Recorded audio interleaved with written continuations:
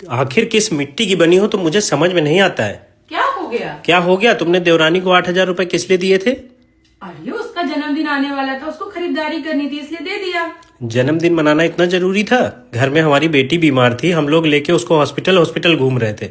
Birthday बाद में भी मनाया जा सकता था।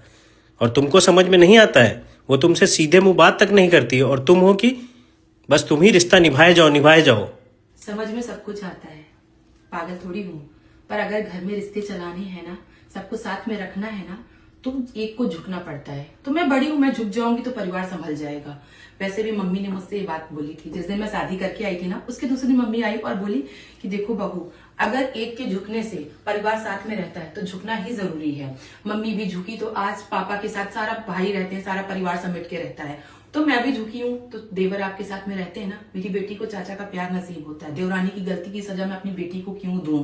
कम से कम मम्मी पापा अपने बच्चों के साथ में रह रहे हैं, हमारे साथ में रह रहे हैं, परिवार साथ में रह रहा है। वो थोड़ा सा है बचपना, समझ लो, कुछ भी सोच लो। इग्नोर कर दोगे, अनदेखा कर दोगे तो बुरा नहीं लगेगा। हमारी बेटी की तबीयत खराब थी, मुझे पता था कि ऐसा नहीं होना चाहिए। घर में किसी की भी तबीयत खराब, एक जानवर की भी तबीयत खराब होती है तो घर का माहौल ऐसा होता है, अगर प्यार होता है तो कोई भी सेलिब्रेशन, कोई भी इंजॉय नहीं कर पाता है। पर उसको समझ में नहीं आ रहा है तो समझ लो कि उसको बुद्धि ही उतनी है, यही सोचो ना।